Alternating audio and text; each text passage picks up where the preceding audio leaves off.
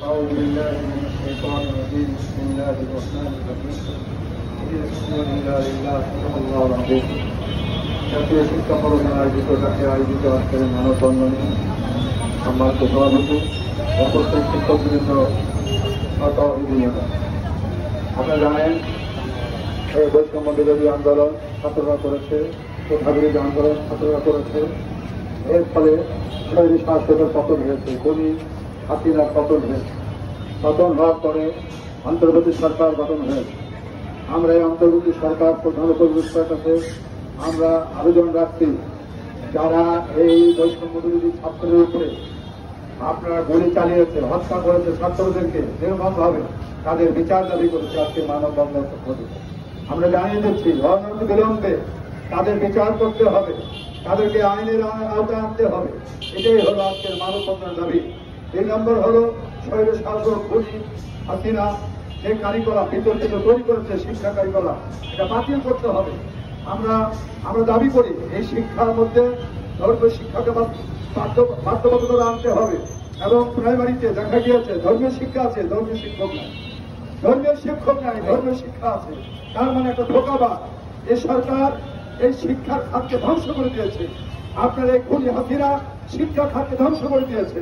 সুতরাং আমরা এই অন্তর্বর্তী সরকারের কাছে আবেদন জানাচ্ছি, আজকের মানববন্ধন থেকে বিতর্কিত শিক্ষা কারিকুলাম বন্ধ করে ধর্মীয় ভিত্তিক আপনি শিক্ষা কারিকুলাম চালু করুন, যাতে এদেশের মানুষ সঠিক শিক্ষা পায়, এদেশের সন্তানগুলো ধর্মীয় শিক্ষার অনুভূতিতে তারা যেন গড়িয়ে উঠতে পারে সে ব্যবস্থা করুন।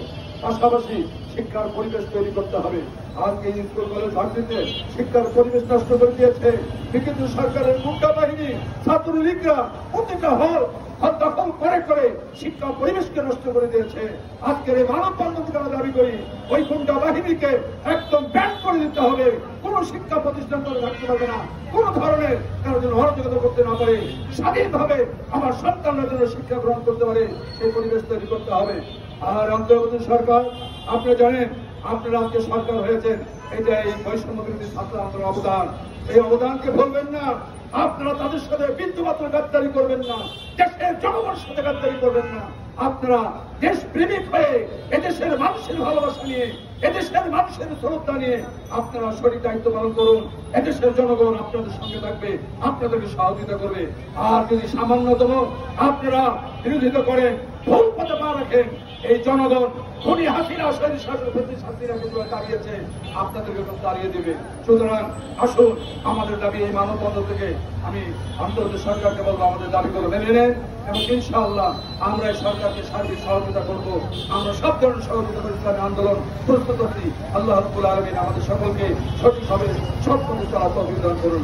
আপনার দোয়া না আলহামদুলিল্লাহ রাব্বুল আলামিন। আসসালামু আলাইকুম ওয়া রাহমাতুল্লাহি ওয়া বারাকাতুহু। اللهم صل على سيدنا ونبينا وشفيعنا وحبيبنا